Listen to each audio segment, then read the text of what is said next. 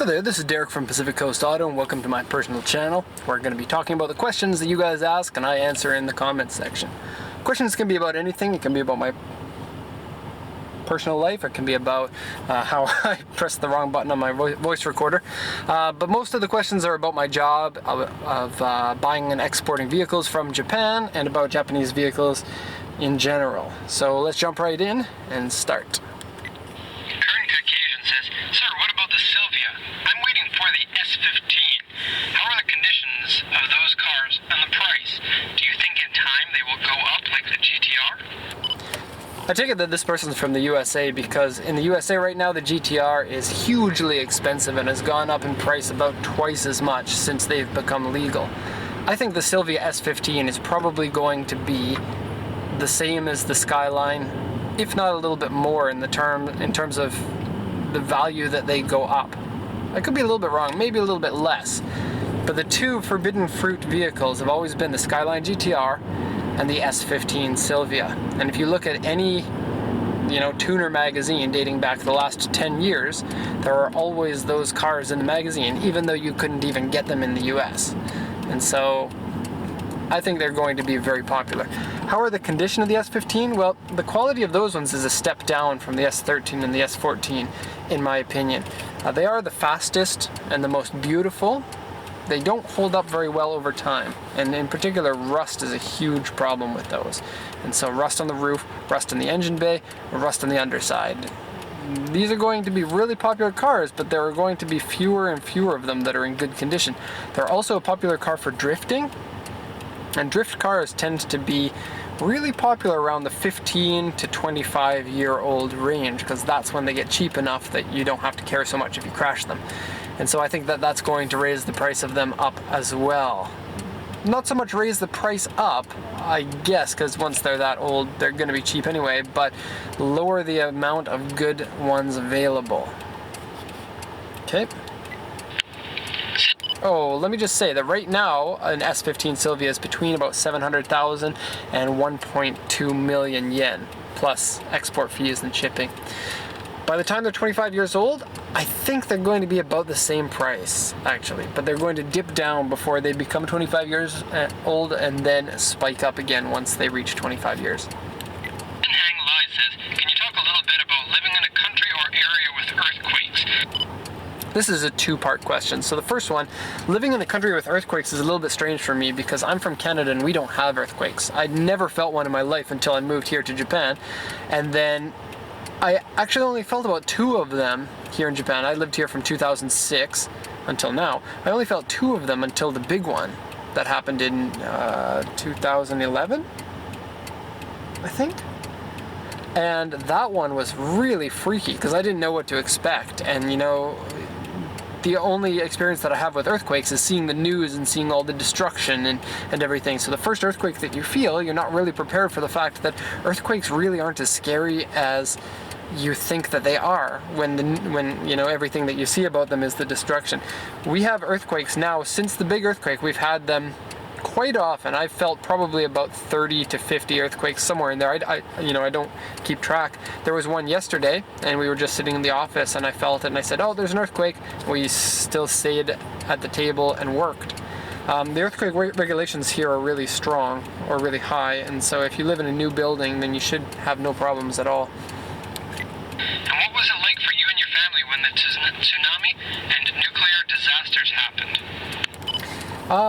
That's hard to say. Everything was really strange. I mean, at first, a lot of the power went out because they didn't know how much electricity everyone's going to need and they had to find backup. And a lot of stores closed down and there was kind of a mad rush to buy all the groceries at the grocery store. So everything was sold out and everyone wanted to, there was panic. And, Japan is a country where there is no panic really. And so it was really strange to see that. We were worried, and of course I had a small child at the time who was only 2 years old, 3 years old? I don't know, I can't remember. And so it certainly was a strange time to be here, and reading all the news and trying to get the new news about the radiation was a big thing, because that's a scary thing. And the news came in every day new news was there, but it seemed like it was so slow because you would watch the news channel. Of course, what else are you going to do? And the same news would repeat literally every 2 minutes. And so it would feel like no updates were coming, even though they were coming pretty quickly. And you know, there's all that controversy over how much the Japanese government was hiding everything. And so a lot of people moved out of the country. And a lot of people at the job that I worked at the time, which was teaching English, they also left. And so things were pretty crazy. Brendan Oritz says, "Hi Derek, I have a question. I want to purchase a Subaru WRX STI 2004 to 2006, but since they are right-hand side in Japan, are they legal in the USA?"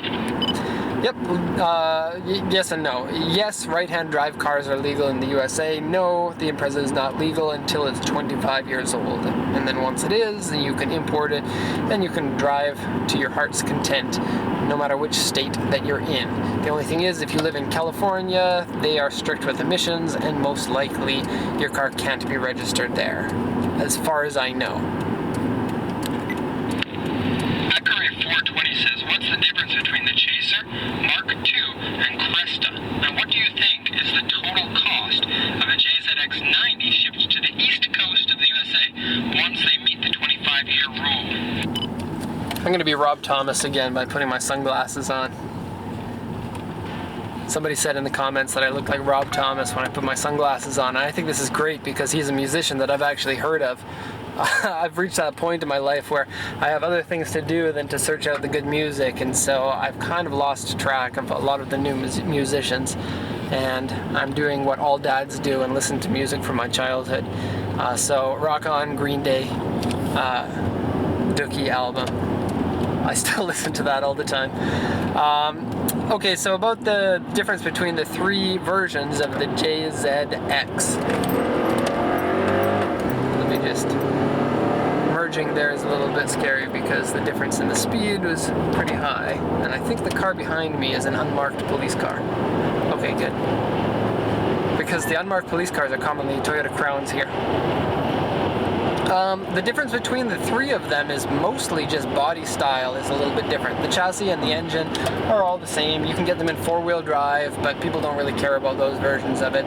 Everyone cares about the 1JZ twin turbo for the 90s and single turbo for the 100s. 2.5 liter engine. And I guess style is the biggest thing. The headlights and the taillights are the biggest determiner of the difference in what they look like. I think that the windshield and the roof line and the back window are slightly different between them, but this is just in my mind. I don't know if it's true or not. So yeah, the 90s, when they become legal, are going to be expensive in the USA because they're gaining in popularity now. They're one of the best cars that was ever made in the 90s. When I say JZX90, I mean the version that was sold between, what year was it? Like 1992? 1991? I don't know. Early 90s until 1996, and then they changed over to the 100s.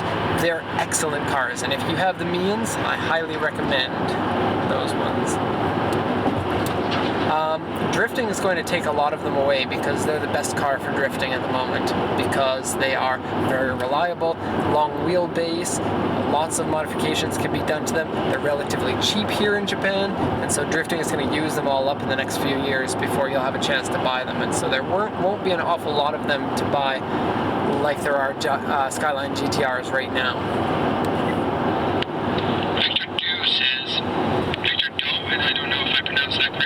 Yeah, sorry if I mispronounced that name. Hi Derek. I noticed you no longer have the Pacific Coast Auto intros at the start of your videos. Is that purely because it takes time to have it edited? Brendan Ender. Okay, yeah, so YouTube used to have this option that you could upload a maximum 3-second long video. And this is something that just drives me nuts that they did this. And it would play this, it would automatically attach this video to the beginning of all of your videos. So it could be like your company branding, image, or animation. And I had one of those, and it was awesome because it makes the videos look more professional. And for a while, some people were seeing them and some weren't, because if you watch the video, like within about 10 minutes of it being posted, then the processing for that wasn't complete and you wouldn't be able to see it. I haven't heard anything, but I always assumed that those videos were still on the beginning of my videos, and perhaps you're not seeing them because they they just aren't loading in time. But I kind of think that something else is going on. About 6 months ago, they no longer offered that as a service on new channels, or you could no longer change the video. And they said that the reason why they did that was because they were hearing from a lot of YouTube creators that this function was no good because people like to create their own version of it and edit it themselves. I don't think that that's true, because I can't, honestly, this was an option that you could choose to use or choose not to. I can't believe that there are any creators out there that said, I'm angry because there's an option for me to have a feature that I don't want. I don't believe that that's possible, because if you don't want it, you just won't use it and you'll make your own. You're not forced into it. And so it's frustrating that for me, they don't have that option available anymore. And so it was very valuable for me, because there's no way that I've got time to pop my videos into a video editing program, put the beginning of it on. That alone would take 5 minutes or so in importing time. But then you would have to render the entire video, and then my videos are about 10 to 15 minutes long, and rendering in 720p a video that long on my computer would roughly take about an hour. And so it's impossible, well, not an hour, maybe 35 to 40 minutes. It would be impossible for me to run those videos with my own logo on the front if I had to do that. And so this is a big disappointment for me. It's something YouTube didn't have to take down, I don't think. I don't think that they're being completely honest, and so it's something that frustrates me. It has 2 questions. Number 1, what does your family think about you living in Japan? Sorry, I think that was Brendan Anderson who asked that one. You couldn't really hear because it was half cut off. What my family? Well, to be honest, I'm not extremely close with my family. Things are a bit complicated. So my mother and my dad have been separated since I was a little child. I get along with my dad. I do get along with my mom, but it is difficult because my mom grew up in an era where white people were better than everybody else, and my wife happens to not be white, and she always says these remarks, not maliciously, but just offhand, because she's older now. She's kind of an old lady, and she doesn't realize when she's saying those things, and it creates a lot of tension. And so we don't have the best relationship because of that and because of various other things. I grew up in a very low income class family, and we did things differently from how rational thinking people would handle situations, let's say. And because it's very important for me to move up in the world and not continue to be low class, certain things we don't see eye to eye on, and we'll just leave it at that. Second question, what can you tell me about the twin-turbo 300ZX? What do you think of them in terms of reliability and the average price for a 5-speed non-turbo? People don't like those cars. And most of the reason why is because the aftermarket tuning community jumped on the Skyline instead of that, because that one is very complex. The engine bay is very difficult to work on because there isn't a lot of space. And the Skyline is just a kick-butt vehicle that could kick the butt of the Fairlady. Now, that isn't to say the Fairlady isn't an amazing vehicle. I really love the styling of it, but I don't think that I'd want to own one myself because of the complexity, difficulty in working on it, and whatever else. Also, I've got a number of vehicles that I'd want more than that one, and so I don't. Oh, that guy is an idiot. Okay.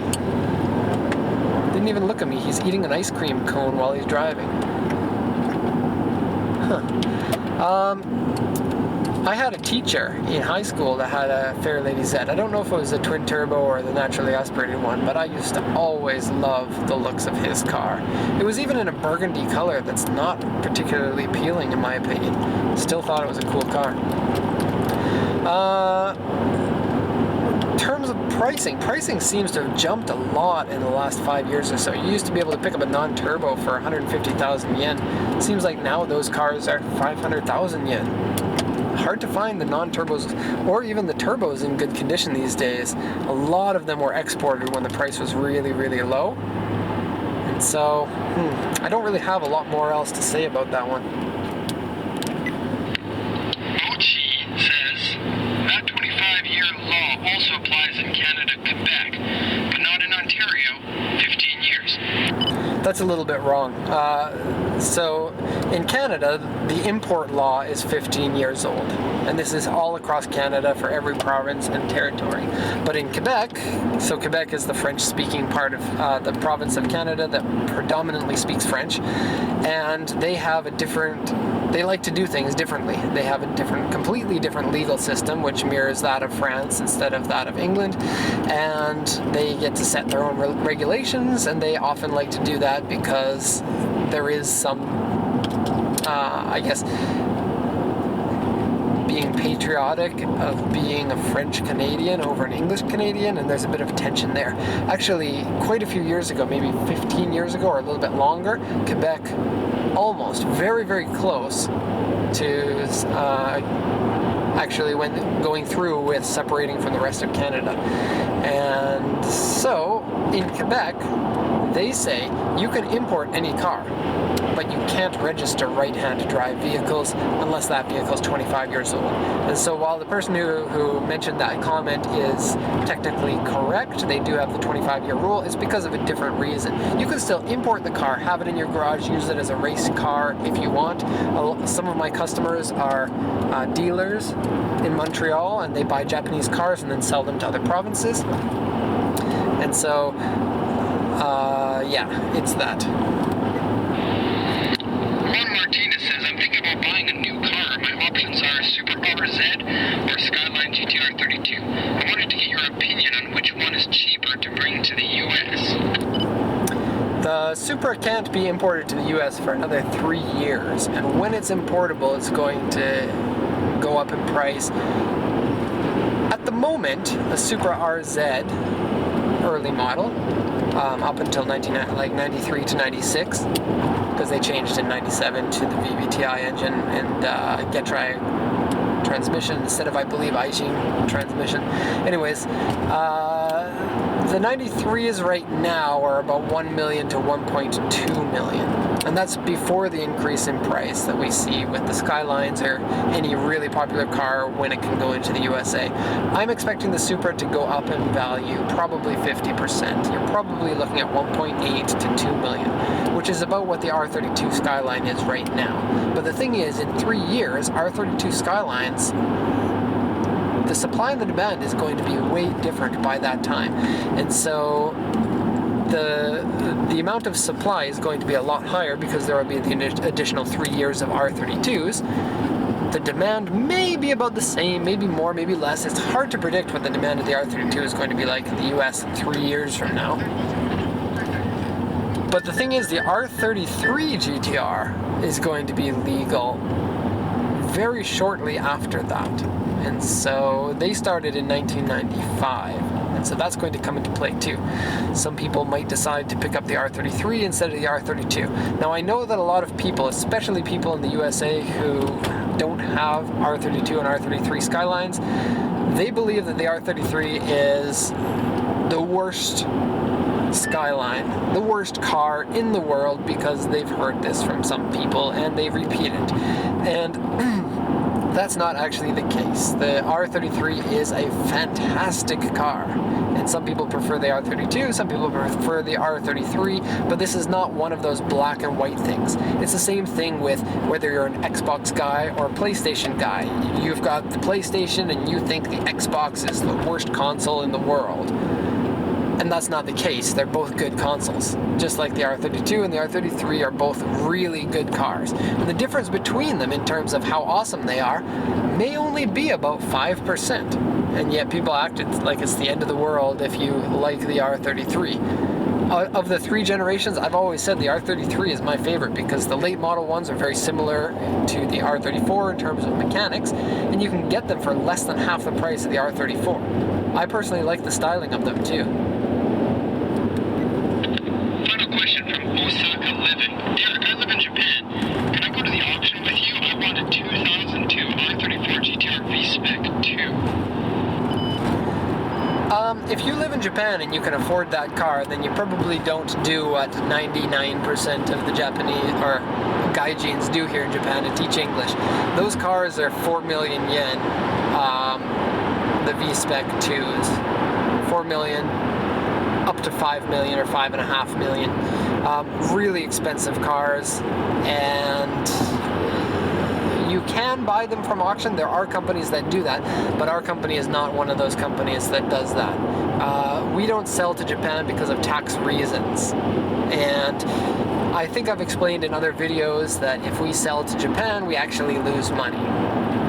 And there is a way to fix this if we segregate our company into 2 parts, and one of them handles Japan sales and one of them handles international sales. Then this can kind of fix this strange tax thing that makes us lose money if we sell cars here in Japan. That's something I want to eventually do, but at the moment we've got so many customers. We're getting like 15 people a day asking me to sell them cars, and it takes a long time to manage each customer. If it's a simple customer who just has a simple question, this can be like 2 minutes or so, but an average customer, it's about 6 or so hours between first email and getting them signed up and buying them a car. And when I've got 15 people a day emailing me, it could be a lot of time. And the thing is, when I email the reply to the customers, I can expect they're going to reply to me pretty quick. And so as soon as I send one email, then I get an email back within the next few hours or so usually, or within the next half day, and then I'm expected to reply to them, and then they reply to me. Of course, that's how email replies go. Certainly you can call if you want to talk to me, or I could call any of the customers, but it is very time consuming, and if we've just got too many customers, we can't handle them all. And so there are a lot of things that my company wants to do, and I personally want to do with my company, that we just don't have the time to get into at the moment. And it has to do with the fact that we're doing really well. Buyers all over the place are wanting to buy from us, and I'm really happy about that. And part of the reason is because of YouTube, and because my main channel on YouTube has been so popular as well. This one has been a little bit popular, but the point of this channel is not to get the most subscribers. I mean, it's great if I do get subscribers, and I really like all of the people who are subscribing and sharing my videos. But the purpose of this channel is to give people kind of an inside view on what I'm like as a person, because buying from another country can be scary. And if you watch my videos and kind of understand my personality and hear me speak and see me on video, it can make you feel a lot more comfortable buying from me. And so that's much of the reason why I've decided to put out these videos. And so hopefully everybody likes them. It seems like people do. So thanks a lot, everybody, for watching. Let me do that with real eyes. Thanks for watching. Back to Rob Thomas. Okay, so that's going to be it. That was the last question, and I believe this one didn't cut off. So if it didn't cut off, give me a thumbs up, because the thumbs up make this channel popular, and I'll get my subscribers, which is not really what I'm after. But anyways, gonna end it there. Thanks for watching. Thank you for subscribing, commenting, liking, Facebook, Instagram I don't have. Yeah, I'm going to buy a new vehicle tomorrow. We're going to overbid on it. It's a Honda Elysian, and I'm really excited for that. It's in really average condition. Normally I would go for a good car, but this is going to be my wife's car after I can buy my second car, which is going to be a Nissan Sunny truck, as long as my wife will let me. And so Yikes. Bad drivers today, holy smokes. I will make a video of selling this car that I'm driving right now. And I will make a video of my new car when I get it. But it's not going to be a really exciting car because it's just a minivan. It is one that most other countries don't have, and so that's kind of cool, but it's basically a Honda Odyssey times 0.8. And so it's about 20% smaller than an Odyssey, but is on the same chassis and uses the same engines. More on that later. Thanks for watching, and have a good one, everyone.